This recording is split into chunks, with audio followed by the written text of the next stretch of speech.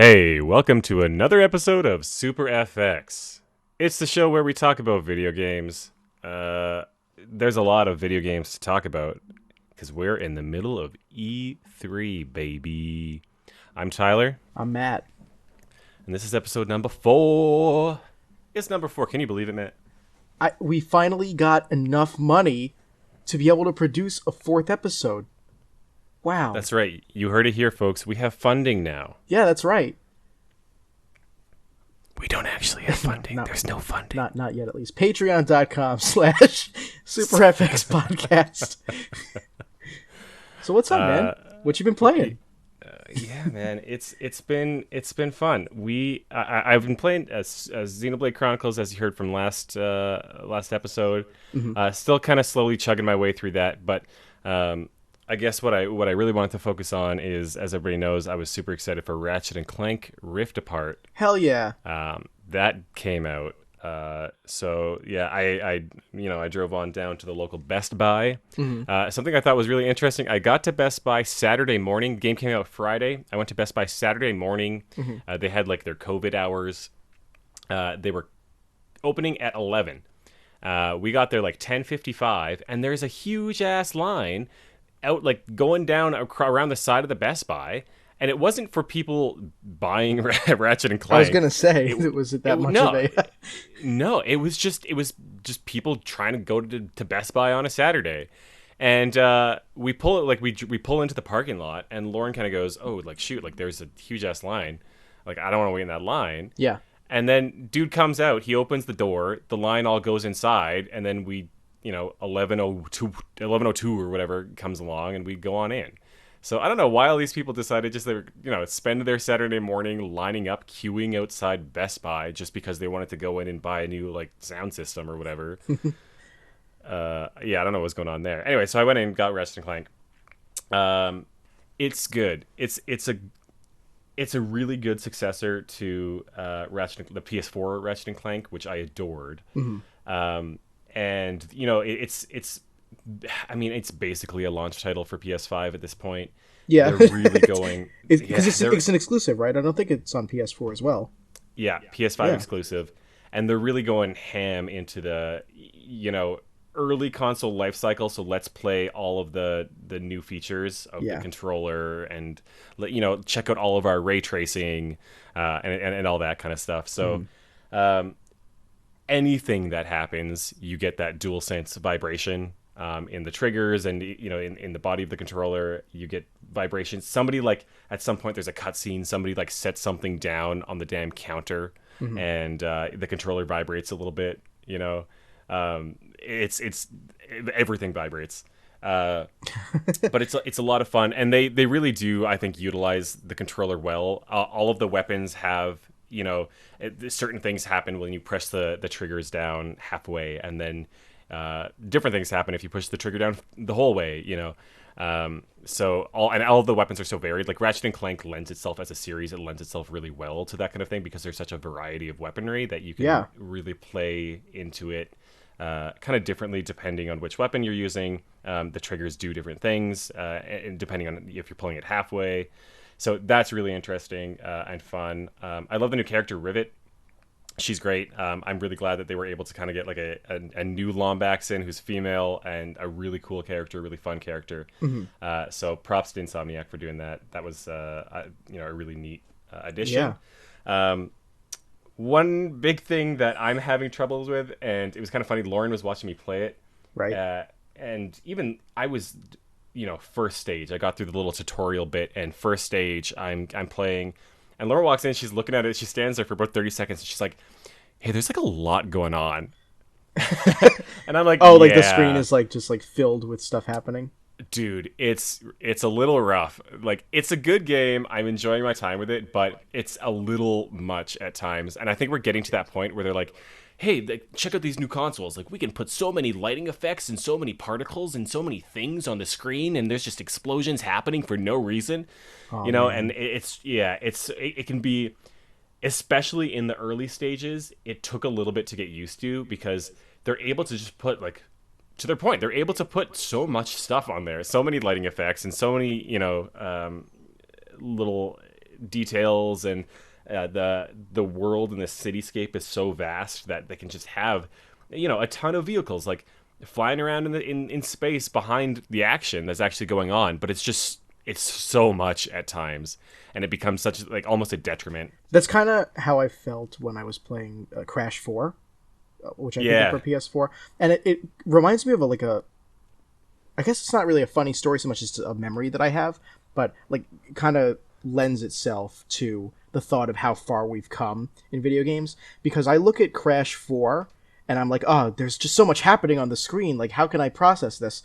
But then I'm reminded of when I was a kid and I got Sonic Heroes for the first time, which, yes, go ahead, make fun of me. But I remember playing Sonic Heroes for the first time and going like, what's, like, there's so much happening. How can I pay attention?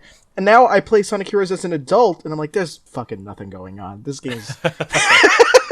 Yeah, so are we just old? Is that it? I think old? so. I think we're just old now. Either that or games have come so much farther that now... Could you imagine if we were younger, or especially me, playing Sonic Heroes going, wow, this is too much, and then immediately playing Rift Apart or Crash 4? My brain would have exploded. Exactly, yeah. So, I mean, we'll see if it, in later stages, if it kind of mellows out a little bit. I wonder if it's just a case of, early stages, they really want to kind of start off with a bang and kind of showcase what they're doing. Yeah. How many hours in are you?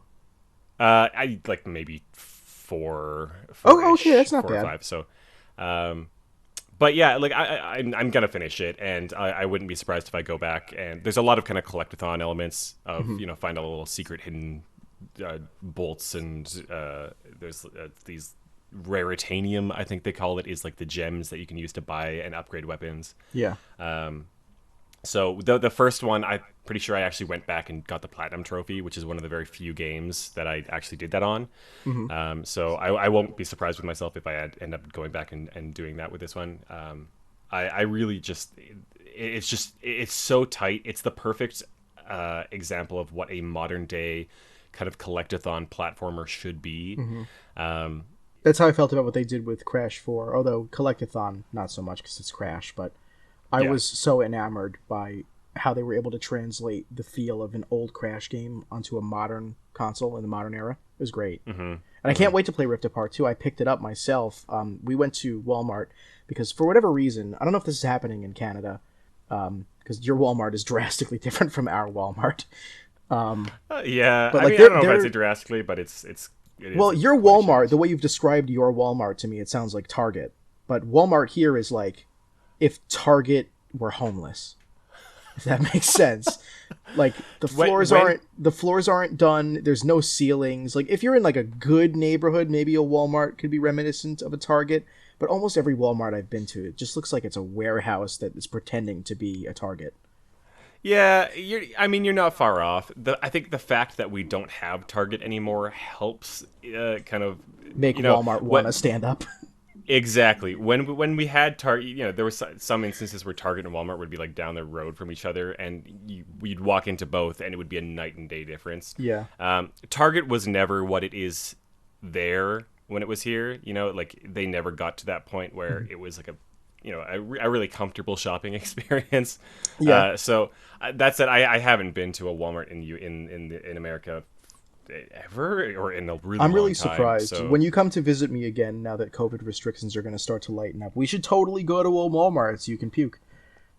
Yeah, we'll record an episode of the show live on location. Yeah, live at Walmart. Hey guys, welcome to episode. By that point, what is it going to be, like 40? Who knows?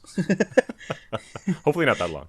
Yeah, right. But still, what I was going to say though was, you said that there was a line outside the Best Buy, and it ended up not being for Rift Apart. I didn't find a line at the Walmart, but when I got there, I was like, no one has really talked about Rift Apart so much to me, except for you, really. None of my friends seem like they're interested in it, and that could also be because like nobody owns a PS5 right now. But I was very surprised when I walked into the Walmart and we went to the electronics section. They only had one copy left. Wow. Yeah.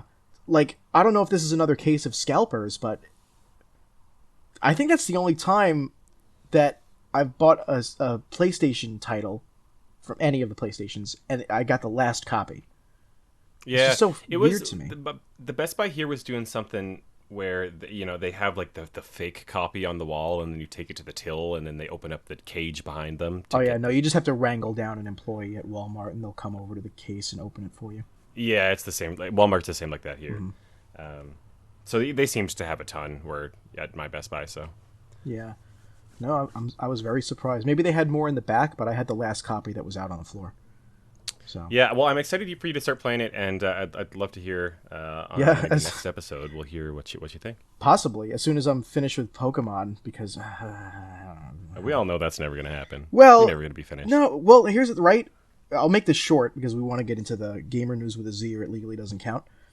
But I finished the story mode in Pokemon XD, and now I'm just doing all of the extraneous side bullshit to do 100% completion. I have every single Shadow Pokemon except for one, and they're all purified.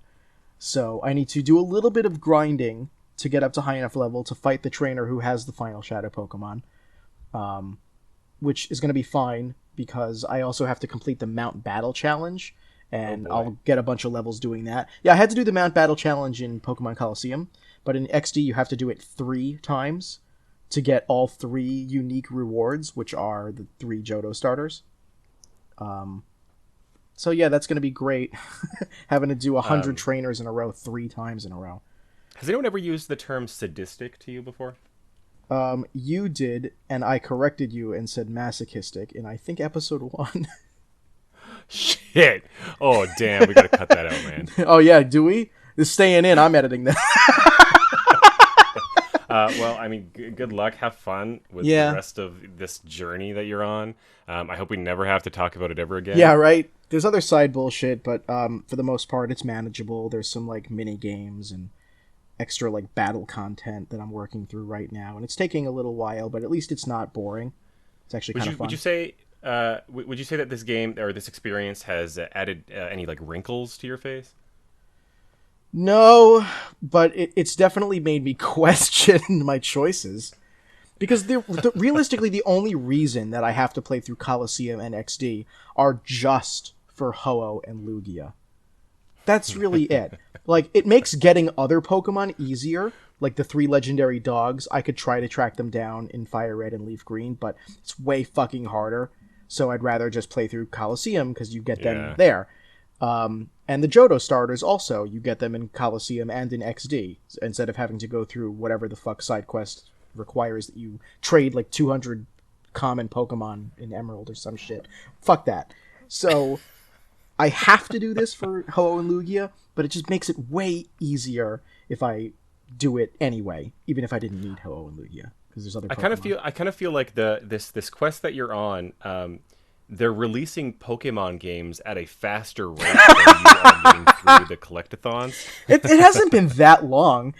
Generation 1 only took me a month, and Gen 2 took me like 8 months, but that's also because I took a small break in the middle because I started to feel a little burned out. But, I bet. Yeah. This isn't really making me feel too burned out, though. I think once I get into the proper games, so like Fire Red, Leaf Green, Ruby, Sapphire, Emerald, I might start to experience that burnout a little more because it's going to require playing the same game more than one time. Whereas playing Coliseum and then XD, they're totally unique experiences. But Fire Red, Leaf Green, same game. Ruby, Sapphire, and Emerald, same game. Emerald has a little more story to it, a couple more features. I feel like that's where I'm going to get burned out. As much as I'd love to talk about turn this into the Pokemon XD podcast. Hey guys, welcome to the Pokemon XD podcast. Can you believe it is E3 week? I can believe that. and we're talking about Pokemon XD. Gale of Darkness. Welcome to our show. If you're new here, that's what we do. Now that segment is wrapped up, I think we should move on to that gamer news. E3 baby. Let's go. So it was the majority of the E3 events were going on over the past week and a bit here. Yeah. I think we have a couple more events on the horizon. I think EA is yet to do theirs. So excited to see what they want to show, because up until this point, it's been a little slow. I can't wait for Sports Game 2022. Yeah, so we can just kind of, let's go through. We'll crank out maybe some of the bigger names, the bigger titles that have been announced over the past week or so. Nintendo actually just wrapped today. We're recording on Tuesday, and we just sat down to watch the Nintendo event. So we're going to wrap with that one. Obviously, Matt and I are bigger into the Nintendo stuff rather than some of the other things that have happened earlier this week. But Nintendo boys. Yeah, but that's not to say that there wasn't, some interesting things coming out. And granted, I do think that this E3, was somewhat expected to be a little bit lower than maybe what we've seen in the past. Oh yeah, coming right off the heels of COVID and everything, especially because last year's E3 was just completely canned. So at this point, I'm just happy that E3 happened this year, but it was a little bit more meh than most E3s. Do you think they're going to go back? Like next year they'll have like the whole in person. Go to LA and everyone's going to with the vendors and the honestly booths and all that. With the way that things are going and all the improvements that are being made in society in general concerning COVID right now, I think it's safe to say that by this time next year it'll be a no brainer to have things back the way they used to be. Well, sure, but I guess what I mean is, do you think they're going to see that value in actually holding an in person event at considering that they realize that they don't have to? Yeah, exactly. I think it's more just about like the tradition of it all. I mean, I know it's a lot more of a costly venture to hold an E3 in person, but that also generates so much more hype than just everybody sitting at home. Definitely, yeah. Yeah. Is it going to change? I feel like it's not going to change most people's minds, right? Like, if you want to buy a game that's announced at E3, you'll buy it whether it was an in-person event or whether you watched it from home. However, E3 is way more hype with the audience in the crowd cheering when they announce something new, or maybe something gets revived for the first time in 25 years, or a new character gets added to a game, or they announce DLC or like some new IP. The crowd is what honestly always made E3 for me, because hearing their reactions is like it's just some of the best like heartfelt gamer moments. Like, oh, totally. When I don't have this conversation with my mom very often, but every now and again, she'll be like, what do I see in video games? Like, what's the community like?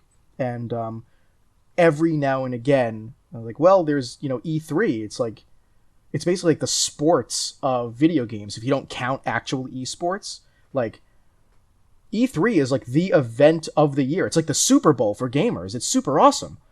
Mm-hmm. And I look forward to it every year because I get to see people cheering and clapping, like just press conferences in general. When, rest in peace, Cyberpunk 2077, but when it was first announced, it wouldn't have been nearly as electrifying if they didn't have fucking Keanu Reeves come out on stage and the whole "you're breathtaking" thing. Like, that never could have happened if E3 were done the way it was done this year.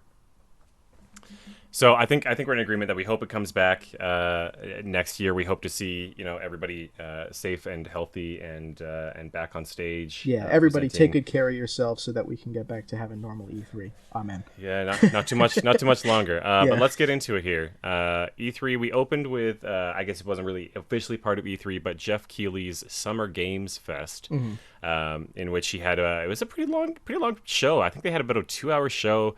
Showcasing just a bunch of, obviously the big guys weren't there to show off, the Halos and the Marios and all that kind of stuff. But they did have a couple big reveals. I think the biggest of which was Elden Ring. I know there's some big hype around Elden Ring.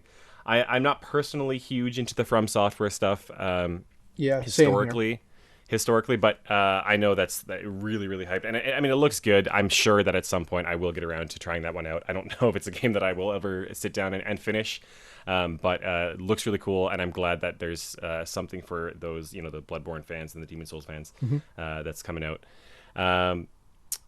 We went over to Microsoft's kind of Xbox / Bethesda event, which I was kind of surprised to see that they slammed them together. There.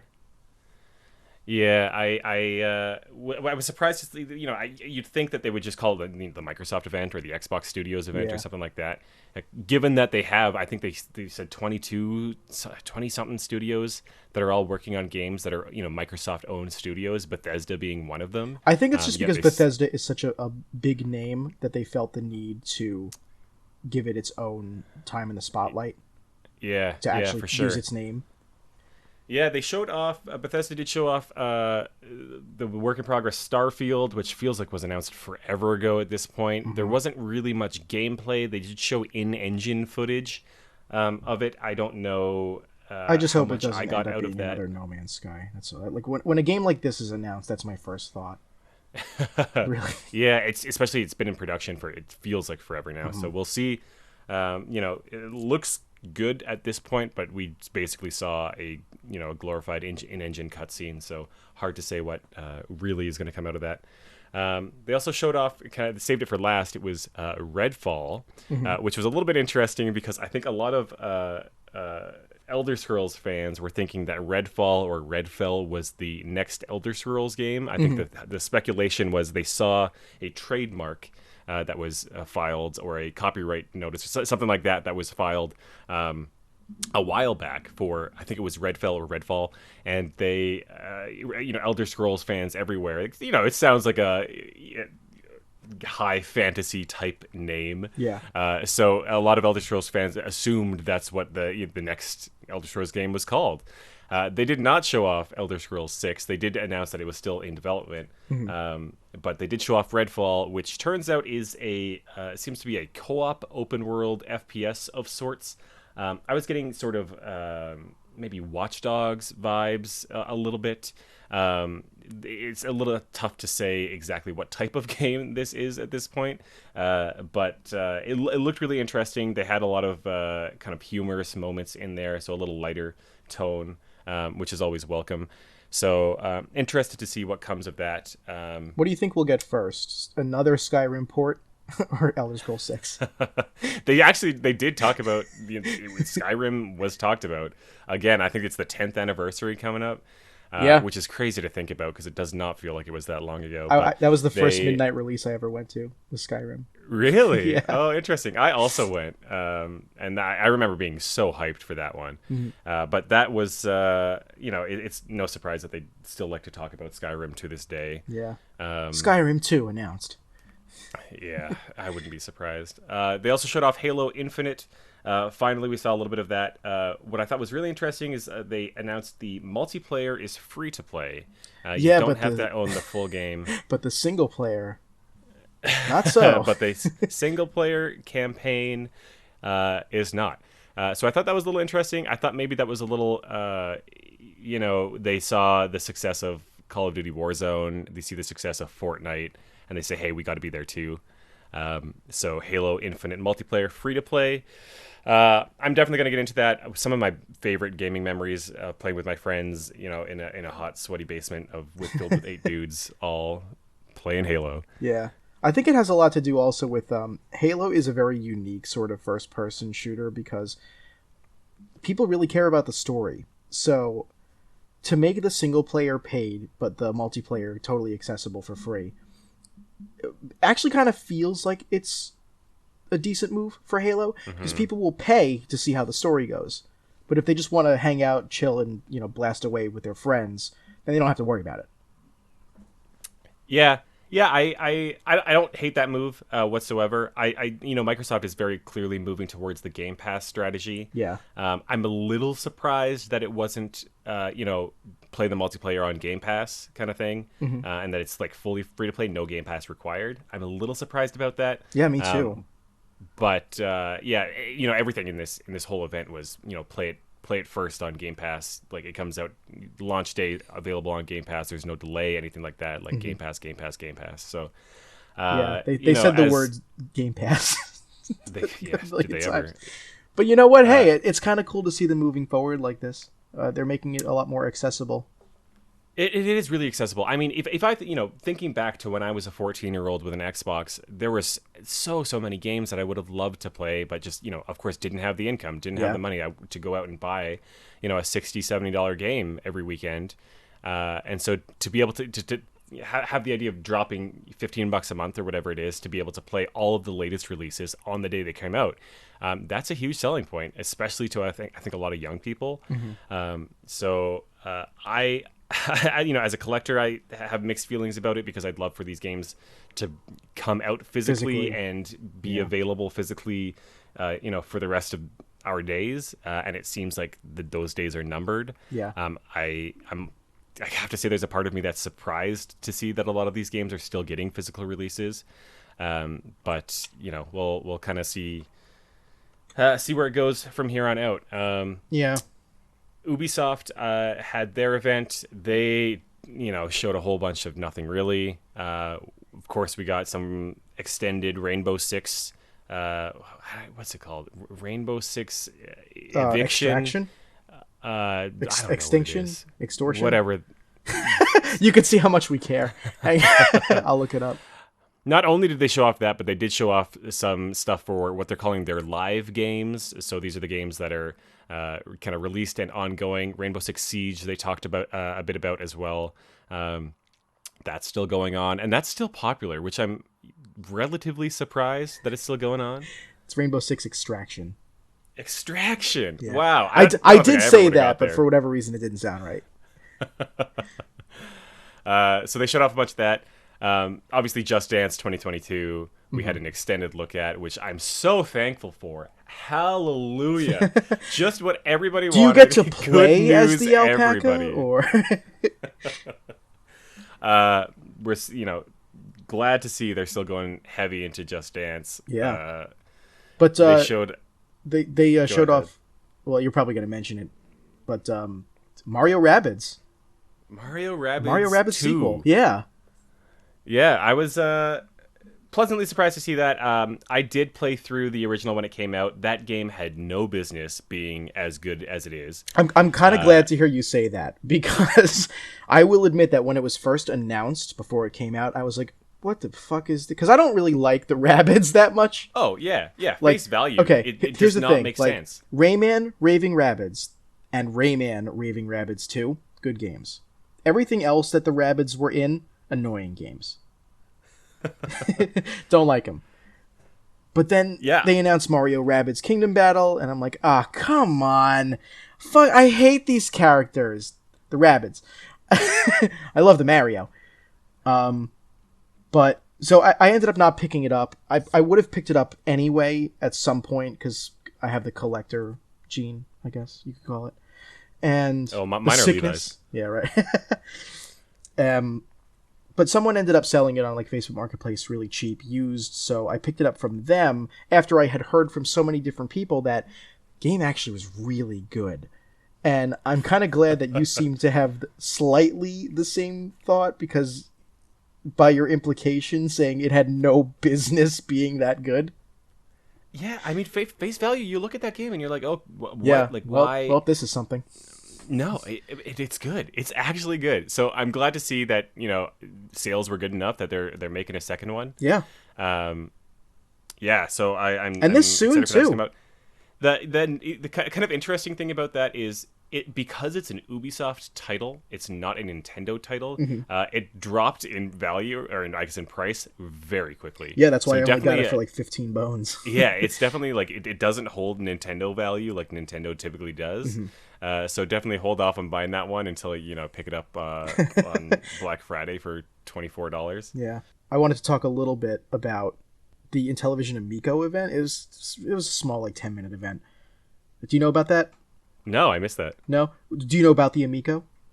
Very vaguely. So, like, the Intellivision name has been completely unused for a very, very long time after the crash of 1983. And I did see something about this. Somebody was making fun of how the M looks like a heart. Yeah, a couple of years ago, though, Tommy Tallarico, who is a world-renowned video game composer and holds the Guinness World Record for the person who has worked on the most video games, he decided to buy the Intellivision name, and he started up his own company, Intellivision. I think it's Intellivision Incorporated, and he's going to release a new console. It's been in the works for a couple of years now, but it's finally set to release this October, and as such, he actually had a spot in E3, and the new console is called the Intellivision Amico, and it kind of marries together modern gaming with 70s and 80s gaming, where everything is super simple, yet the games are modernized.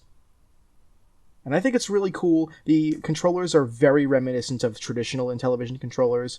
So they have a spinny wheel that also doubles as a D-pad. It's weird. but it's really cool, and it has some cool features. There isn't a whole lot that is really worth talking about because it's basically an old console brought to the modern era. But I think it's super interesting to see that this is getting E3 limelight because I don't think the Atari box ever got E3 limelight before it was renamed the VCS.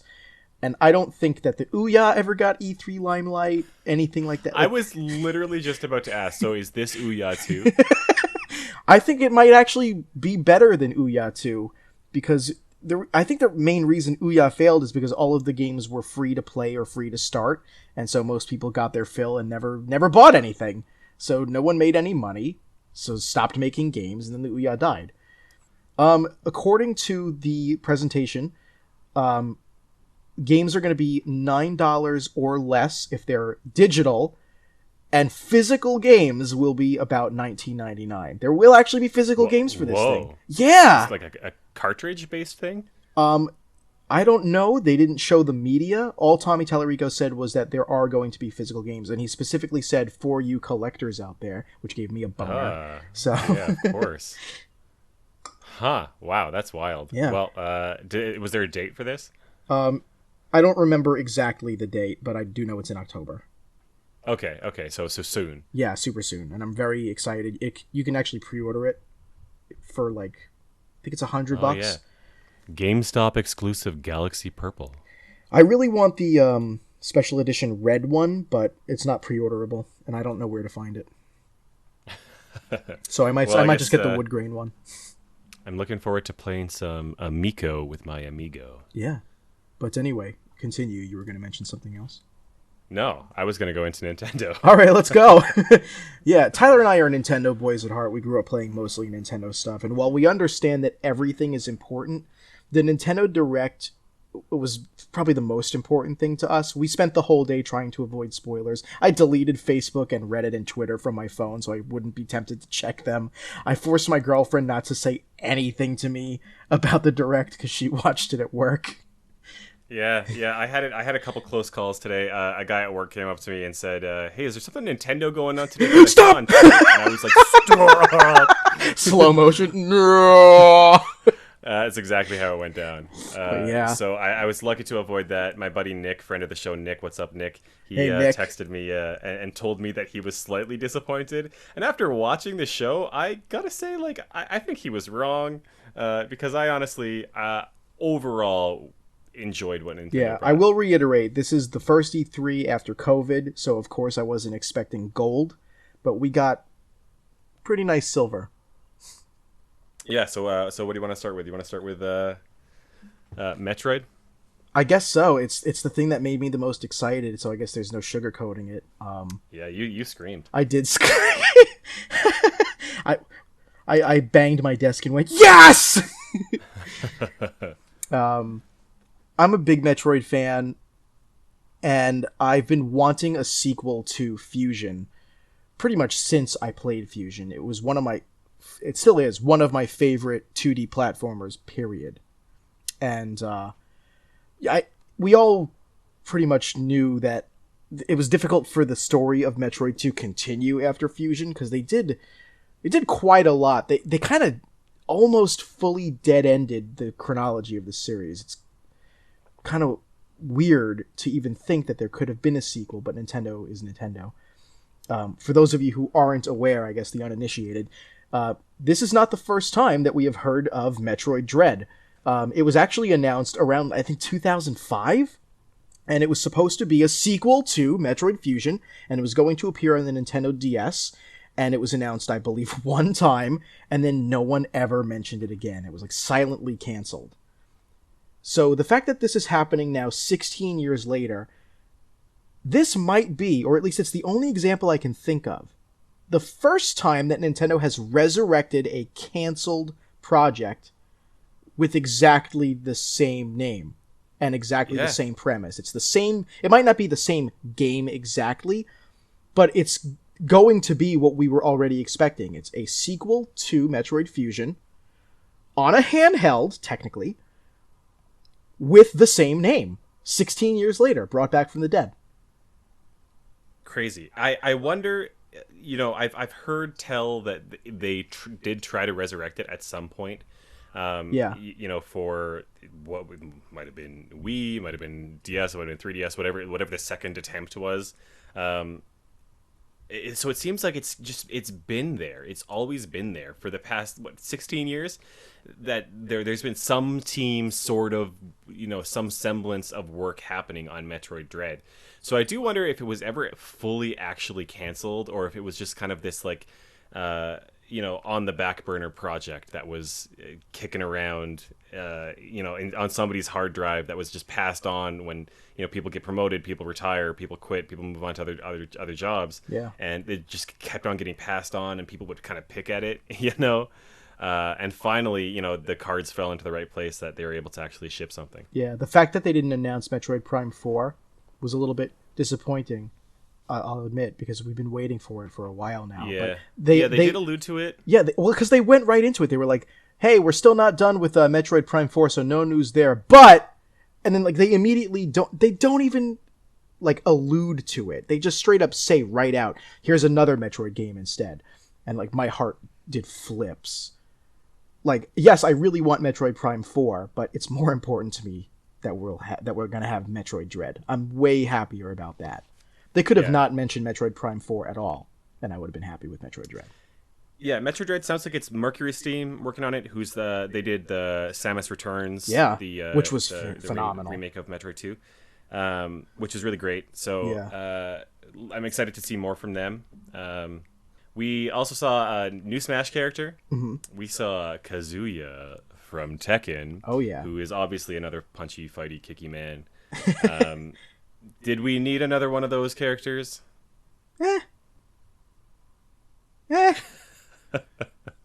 Here's the thing, right? The more we branch out and broaden our horizons, the more people might actually play Smash. You put a character from Tekken in Smash, and it might make people who exclusively play Tekken, although I don't think there are that many, think to themselves, oh, you know what? Like, my boy Kazuya is in Smash now. Maybe I should give that a shot. Like, I don't know. But I think it's cool to see characters from games that I never, ever would have expected to be in Smash show up in Smash. Yeah. I mean, I guess I'm not complaining. Will I ever, boot this up and play as this character? Probably not. No, probably not. at this point, I don't really play Tekken, so I don't really have any. I don't have any familiarity with the character. When I play Smash, I main characters that have meaning to me. So, Of course, yeah.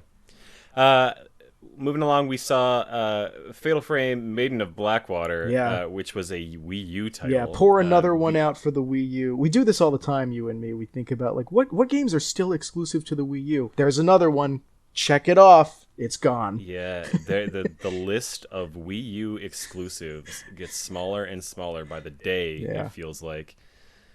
Which is, probably a good thing considering the level of disc rot I'm hearing about Wii U titles. Is that it sounds like all Wii U discs are starting to fail quite quickly. I've got a handful. I don't know if you've experienced much of that. No, that's news to me. I never heard of that, actually. Yeah. There's it seems that a lot of Wii U games, especially from earlier on in the years, they are very prone to failure on disc. To the point where you get a pinhole scratch on the front artwork of the disc, and that's it. It will not read.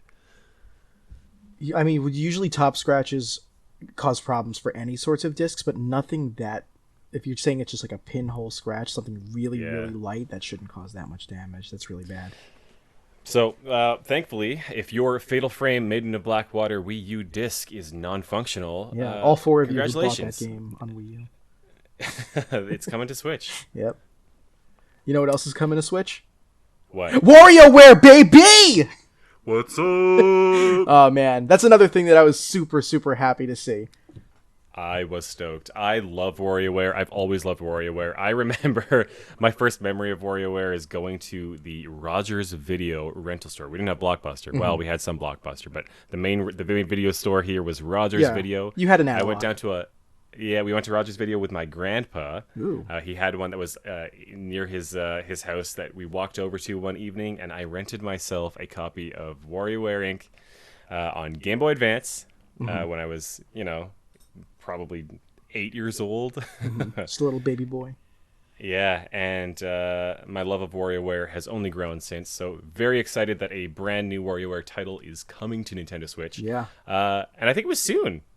Yeah. Let me look it up. Actually, I just want to be 100% sure. Everything that they announced didn't seem too far off. It seemed to be, we're halfway through 2021. I don't think they showed anything past 2022, which maybe felt a little unusual. September 10th. Yeah. Yeah. That's like so really, really excited. It's only 3 months from now. That's awesome. I think the box art's cute too. Yeah, you got a glimpse of Wario's undies. His Wario wears. Yeah. Wario talked a lot in this trailer. Yeah, this might be the most words Wario has ever spoken. Canon. Like, period. Like, I can't think of... I'm a Wario, I'm a gonna win. Though I missed. Oh, I lost. What else? Yeah. Wow. I mean, in Wario World, perhaps there was, a couple extra voice lines. Yeah. But this was a full narrated trailer from Wario, which felt very strange. Yeah. I was saying to Tyler during the direct, as we were listening to it, like, this is definitely the first time that there's been like a full monologue by Charles Martinet as Wario. There was a Mario Land 2 commercial back in the day where Wario speaks, but it was the first time he had ever shown up, and it was the first time he was ever given a voice. So it's understandable that it's like weird to look back on that commercial. But now that Wario has been a staple of the Mario series forever, it's so weird to actually hear him speaking real full sentences, like a whole goddamn paragraph. So much so that everyone's impressions of what they think Wario sounds like in full sentences sound more like Wario than Charles Martinet doing Wario. Do you think that they had to like get Charles to like a recording studio, but they were like doing it during COVID, so they, there was like a Zoom call with Charles, and they were like, hey, like, we need you to record this like little bit here. Can you drive over to a recording studio? We'll book you some time in there. Yeah. We just need you to go in. And Charles is like, oh, you guys want me to take off my sweatpants like for the first time in months? And you want me to do it for Wario of all people? Yeah. Yeah. What else we got? They showed off a new Mario Party. Yeah. But it's not new Mario question Party mark. Like 12, I guess they're on. Yeah. Well, if we're not counting the handheld ones, because is this the end of numbered Mario Party? Maybe. Who knows? Was Mario Party Superstars, and it's a collection. It's okay. So it seems like it's a new game. Yeah, it's not a compilation per se. Separated title, but it has maps from N64 titles and a mishmash of mini games. I think from those N64 titles as well. Yeah, like but it looks like it's running on the Super Mario Party engine. Yeah, it looks very interesting. It looks like, when we first were watching it, I believe what I said was it looked like it was a download pack for Super Mario Party, which I didn't think was out of the question because they only just recently updated Super Mario Party to allow for online play with board game mode. So it was obvious that Super Mario Party was on Nintendo's mind this year. So when they showed that, I was like, oh, they're probably doing more with Super Mario Party. So now there's maps from previous games that you can use as DLC so that you have more to do. And more mini-games from previous Mario Party games are being added as DLC. Okay. But no, it's a totally different game.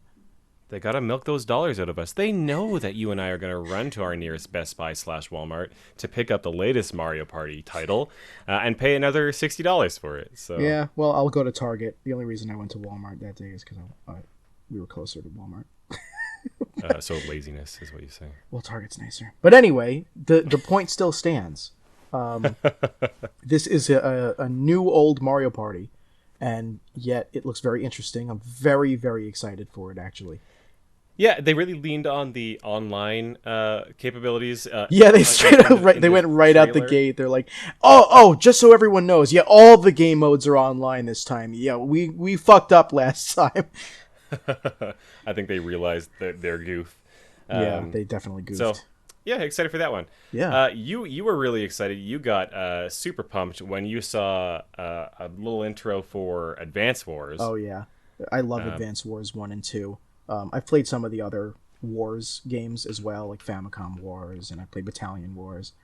But I like Advance Wars the most. They're colorful and they're cute and they're quick, and the music is really good. So when I saw the announcement for it, and I saw Nell on screen, she's the cute one with the pink. Oh, Mimi. Yeah, Mimi from we haven't gotten there yet.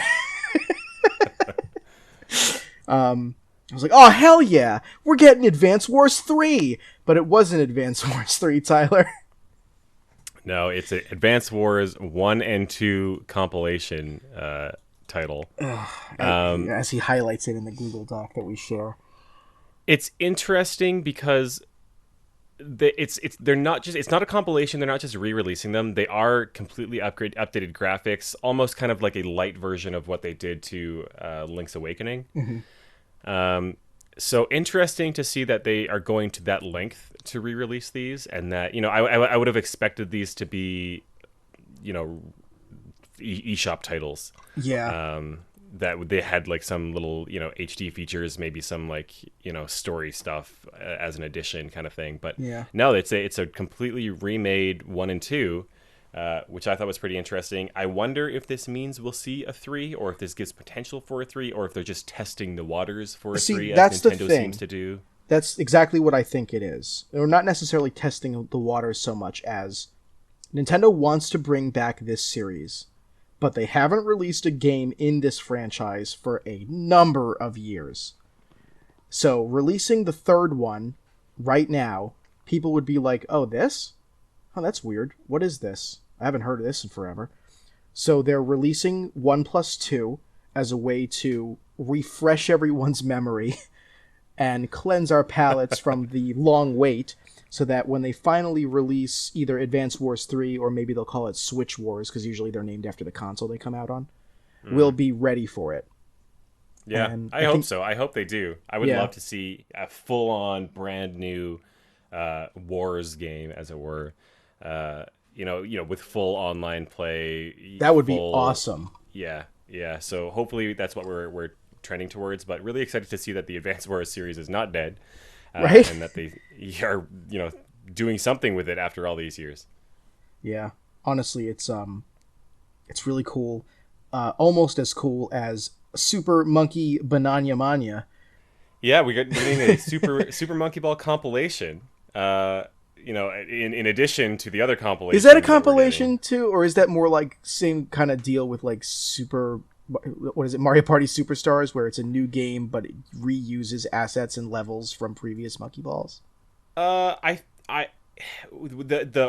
the press release, it is the ultimate Super Monkey Ball experience with a capital E. What does that mean? More than 300 stages from Super Monkey Ball 2, and Super Monkey Ball Deluxe. That's exactly what makes me think that it's kind of in the same vein as Mario Party Superstars. Because they don't say it's a compilation of the 3 games. They say levels from, over 300 levels from those 3 games. It does have local co-op, 4-player local co-op, which is lovely. You love to see it. Mm-hmm. I have some very fond memories of playing Super Monkey Ball 2 on GameCube. We better play this, by the way. Yeah. I don't know if they talked much about online. They do specify 4-player local co-op, so I'm not sure if there's going to be much for online. We'll see. I really hope so. But, looks great. And, again, coming out soon. This is October. That's another thing that surprised me. So many of these games are coming out this year. Yeah. I would have liked to see something new, like a brand new Monkey Ball title. But like we said, it's been a tough year, I think, for a lot of studios, and getting something new out was, I think, particularly challenging over the past year. So excited that we're getting anything at all, and I'm glad to see that they're not solely focused on Banana Blitz HD, and they're bringing back some of the older, more classic Monkey Ball experiences. Yeah, I can't wait to play as Mimi, the best video game babe of all time. Let's go. Let's go. We got to move on. We're tight on time. We got to go to Zelda. They did have a whole full Zelda section to wrap the event. Yeah, there's stuff in the sky. Link is Gooigi. He has a robot arm. Next. Yeah. No, I'm just kidding. I do really like Zelda. That made it sound like I don't care. But, they showed Breath of the Wild 2. We saw Breath of the Wild 2 gameplay, which was maybe unexpected. Considering it feels like it wasn't that long ago where we saw the most recent direct where they show, Aonuma came out. He kind of said, I bet you're looking forward to seeing Breath of the Wild 2, but well, you're not too bad. See it we're going to show you Skyward Sword HD. So that felt recent enough that I was surprised to see gameplay in this one instead. But at the same time, it's E3, so I was really hoping to. Of course. So we did see some gameplay. Link's got, the person we assume is Link, has got a Link robot arm. Has an arm. It's a robot. We'll see what that's about. There seems to be some interesting platforming mechanics, but more of that Breath of the Wild kind of exploration, and it seems a little bit darker. Mm-hmm. Didn't seem as bright and sunny as Breath of the Wild was. Yeah. But I think I speak for everybody when I say we're all for it. We're all for more Breath of the Wild. Is this gonna be the Majora's Mask of the Breath of the Wild series? Did you get that vibe? No, not really. I was just I was like doing a bit. 13 reasons why Breath of the Wild 2 is the Majora's Mask of Breath of the Wild 1. Number 1, he's got a robot arm. Number 2, we saw a moon. Number 3, Gooigi. Number 4. Yeah, that was weird to see Link phase through matter like that. Yeah, that'll be interesting. It reminds me exactly of Gooigi. That's why I made that joke. It's not just because, Gooigi's funny. The funny podcast man said the goo word. The Zelda Game & Watch, Tyler. You could put that on your Twitter bio. What, funny podcast man? Update the website. Yeah. I'm a linguistics and language instructor and funny podcast man. We did see Zelda Game & Watch. So Nintendo did a Mario Game & Watch kind of handheld homage to the Game & Watch just this past series. Several months ago now, and now we're getting a Zelda one. And the Zelda one has 4 games on it. We've got the original Legend of Zelda. We've got Zelda 2. We've got Link's Awakening, which I thought was a little interesting. And then they got a re-release of an original Game & Watch title. Yeah, Vermin. Vermin, yeah. But you play as Link instead. See, I don't have any problems with that. The fact that those 3 Zelda games are going to exist on a Game & Watch is so cool because they're lengthy, realistic gaming experiences. They're not just like, oh, okay, whatever. It's like a little Zelda game, whatever. It's not a pick up and play for 2 minutes and then put it down and never touch it again. Not even Link's Awakening, which is weird because it was a Game Boy game. But I'm surprised that they didn't try to go like a little harder, because there was also a Zelda Game & Watch game.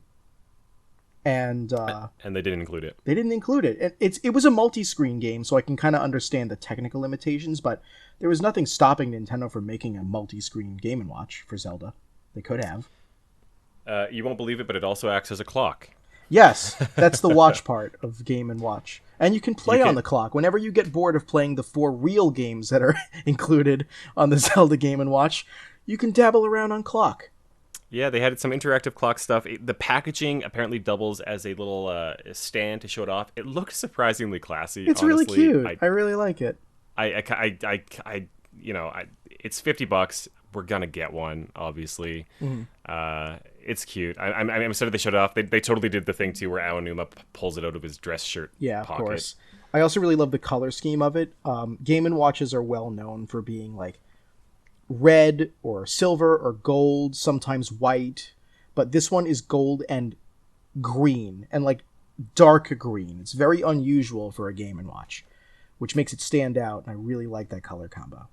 Yeah, I like these. I hope they do more of them. I'd love to see a Metroid one. Oh yeah, or a Kirby one, that kind of thing. especially because I think those they're never cute. got original Game & Watch releases, so it'd be cool to see what they would look like on a Game & Watch. Yeah. But yeah, So that's what we saw for E3. I guess we'll have a little bit more to talk about next time with EA's event yet to be seen. I think maybe there's a handful, woo! a couple of yeah, Yeah, I'm a couple of excited. other events to kind of check on next time. But that's kind of wraps it up. Overall, a bit of a slower E3, less dramatic than maybe we're used to in the past, but somewhat expected. Yeah, For this year. I really do hope, like we said, I really do hope we can see a little bit more in-person stuff. Hopefully next year. one We'll thing be I able would love to get back do to the. is maybe I could do it with you at some point, because we go to expensive cons all the time. Maybe one year you and I can go to E3. Yeah, dude. I mean, I know in the recent years it used to be like you got to have the invite. You can't just there's no like patron pass. You got to have a you got to have like the media pass to get in, and that's the only way. So if you want to support us on Patreon, we would love that. And Yeah, this way we don't hopefully, have to break in and rappel down from the ceiling in the middle of the if you want more press exclusive conference. E3 content next year, patreon.com/SuperFX podcast. Yeah, but yeah, one tiny last thing I wanted to talk about before we end it. Let's hear it. Did you have any like cool collection pickups the last 2 weeks? Because I have like No, one interesting I got story. I got that Ratchet and Clank story. Towerfall, the physical edition from Limited Run Games came out, so I got that in the mail on Switch. That's one thing I really enjoyed playing. I never did play it on Ouya, but it was like the one big multiplayer Ouya title. Yeah. It came out on PC. I played a little bit of that with some friends, but I'm excited now that I have it on Switch, and I'll be able to play that more with friends. So as soon as we can get back together in person, that's one of the first things I'll be breaking out. Hell yeah. This actually just happened like super recently. It was just the last couple of days. My old landlord reached out to me and was like, "Hey, we're going to be moving to Florida. Would you like to come over and take a look at all of the video games/consoles that I have? I don't want to charge too much because you used to be a tenant of mine. I'm not looking to make a fortune. You were the first person I thought of. Come over and grab my games." I was like, "Hell yeah, let's go." So Jackie and I make a plan to go there the following day, and we do. We show up, and he's got a PS1 with some third-party controllers, PlayStation 2 with two first-party controllers, the black DualShock 2 and the blue DualShock 2. He has a 360E with a bunch of commons, a Wii, and a Wii U.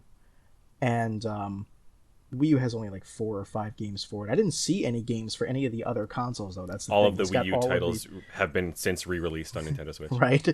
But like all of the consoles that he had like 5 or 6 different consoles. I only saw a couple of games for the Wii U and then like 20 games for the Xbox 360. So I don't know where the titles were for the others, but it doesn't matter to me. He wants to get rid of all of them, but the only console out of all the ones that he had that I was in need of was the Xbox 360E. And sure, I want to help him out and buy the consoles off of him, but it has to be for a very good price because I need to be able to either make some money back by flipping them or not lose too much money by giving them out to other collecting friends like you, Tyler, or like my friend Max. Wow. So, yeah, right? Well, that's what we do for each other. We don't charge each other money. We just give, and then eventually the other person gives back, and then back and forth. So, Collectors fly together. yeah, basically. So I ended up shooting out a number at him like 45 for PS1, PS2, the 360, the Wii, and the Wii U. And I know that that's pretty low, but I have to be able to flip these and for it to be worth it. And he's like, "Well, I was actually thinking maybe my son might want to keep the Wii U. I'm really just interested in getting rid of the other ones." And I was like, "Okay, that's no problem. What were you thinking?" And he's like, I think 45 is good." And I'm like, "Well, no, 45 was for everything, including the Wii U." And he's like, "Yeah, no, I know, but like 45 still sounds pretty good for all this stuff." And I'm like, "Well, I mean, if I were going to keep all this stuff, 45 is really good. I'm being honest, right? You haggler. $45. Well, It's just that I didn't need it. And You showed up and you're playing ball. Here's the thing. If I wanted to keep all that stuff and he was like $80, I would have said sold. But the only thing I needed was the Xbox 360e. That's it. So, but he wanted to get rid of all of it. And I didn't know whether he would separate anything. So I had to play a little low. So we eventually go back and forth a couple of times, and he's willing to separate the Xbox 360e. And since he doesn't need the games anymore, even though I didn't need nearly any of them, because I had most of them, he wants me to take him as well. So I offer him 25, and he says 30, and I say, I kind of really don't want to go higher than 25. I hope you understand. It's just that I only need the console. I really don't need these games. It's not worth it. So, like, if you want to push them on me and get rid of them, that's fine. But I don't want to have to pay for them because you don't want to separate them from the console. I feel like 360 commons are almost like you would have to pay me to take these. Yeah. Well, I didn't need nearly any of them. But he finally agrees on the 25. I pay him, and, you know, before I leave, he gives up a call to his son to ask him if it's okay to sell the 360, which should have been done. Yeah, because that's the time to do that. Yeah, it should have been. I love this guy, don't get me wrong. My old landlord, he was a fantastic landlord, and I think he's a great person, but this was just such a strange encounter. He calls his son, basically while I have the money in my hand, and his son is like, no, don't sell it, I want to keep playing Minecraft. And his dad's like, well, we have Minecraft on the computer and on a lot of other different things. Like, you don't really need this. And the kid's like, okay, yeah, whatever. And like hangs up the phone. So dad's like, all right, kid said whatever, I'm selling it. So he sells it to me, and like, it's not my responsibility. I even asked a couple of times. I was like, are you sure it's okay? Like, I want to make 100% sure, you know, I'm not in dire need of this console. If your son wants to keep, you know, I want it to be nice. But after he was like, no, don't worry about it, like 4 or 5 times, it's no longer my responsibility. I tried to be the nice person. So he sells it to me. I leave. I go home, and as I do with pretty much everything, I clean it up. I match all the loose discs to their cases, both the ones, the very few that I was going to keep, and also the ones that I'm going to try to flip or give to people who need them. I clean up the console, do the smoke test, it works, there's no disc in the tray, we're good, everything's in working order. Then I catalog all the games on all of my different cataloging tools to help me keep track of my collection. And that actually takes some time. Like, yeah, it really does. It takes a couple hours. You should see my stack. Dude, I have a stack of things to be cataloged, and it's its own shelf at this point. That's the part of collecting that no one likes to talk about, is when you get a whole bunch of stuff at once, you have to, I guess you don't have to clean it, but I want to make sure that these things are both A, not disgusting, and B, continuously working for as long as they can. So I like to clean everything, then I write that I have them so that I don't forget later. I can look back at my reference sheets. Then I have to shelve them alphabetically so that they're organized. All that stuff actually takes quite some time. So I did all that, went to bed. Following morning, I get a text that's like, hey, of all people, my daughter is mad that I sold the Xbox. Would you sell it back to me? I'll give you an extra $5 for your trouble. And I'm like, he had the wherewithal to call his son, albeit while I was already about to buy it. But he didn't ask his daughter. Maybe he didn't expect that his daughter would care, but, like, we already went through this one time, and now I'm going to have to give it back. Like, I actually went through a little bit of a conundrum. I was like, am I being the bigger person by just giving it back? Because I really didn't care. It is a model of 360 that I need. I didn't have an E before. But at the same time, I'm not the biggest Xbox fan or the biggest collector of Xbox. Should I just give it back? And like I said earlier, he was a very good landlord to me when I lived as his tenant, and I think he's a good person overall. So I was like, okay, fine, I'll take the extra $5 for the hassle, I guess, and I'll just give it back to you. So I basically did all that cleaning and shelving and cataloging for no reason. To make $5, I guess. Hey, you're $5 richer. Yeah. But this is also one of the only times in my entire, like, history as a collector where I've had to give something back. It doesn't happen. Has that ever happened to you? No. Yeah. No. And even if it did, I don't know. I guess, being friends with somebody, if they ask for it back, like, okay, sure, we'll figure that out. But if it's my old landlord, do I give it back to them? You're a nice guy. Well, here's the thing, right? Like, it was the very next morning. So I guess that was a little more inclined to be like, okay. If he came back to me like a year later and was like, hey, my kids really want that Xbox, would you sell it back to me? I'd be like, no. Sorry. The life and times of a video game collector. But yeah, that's all I wanted to talk about. It's not the best pickup in the world. I did get some other cool stuff, but they're really no. It's not. I mean, is it the best pickup in the world? Is it a pickup? Period. It's a pick down. I had to put down. I tried to pick up, but had to put back down. You did. Yeah, I picked up some other cool stuff over the last 2 weeks, but nothing with a phenomenal story. So it's not really worth talking about. Well, but yeah, I guess that'll do it for this show, huh? Yeah, I think it will. Yeah, I guess so. Guys, thanks so much for listening. If you want to learn more about Super FX, that's the podcast you're listening to, you can visit our website. It's superfxpodcast.com. That's the website where our podcast that you're listening to is host. Anyway, you can also follow us on social media. We're on Twitter, we're on Instagram, we're on YouTube, we're on Facebook at SuperFXPodcast. We love to hear from you guys too, so please reach out with any comments or questions on social media. You can send us an email to hi at superfxpodcast.com.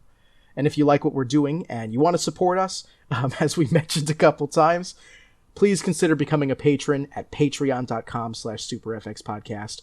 If you're listening on YouTube, do us a big favor. Consider liking, subscribing, and leaving a comment. If you're listening on Apple Podcasts, help us out by rating and reviewing the show. And if you're listening on Google Podcasts, don't forget you can catch up on our episodes just by shouting, "Hey Google, play the podcast Super FX." And now I have to silence my phone because it's going to happen right now. Special thanks to Kenny Martin, what's up dude, for our theme song. You can find him at Kenma, KENMA.bandcamp.com. And again, a special thanks to you guys. Thanks so much for listening, and we'll see you next time.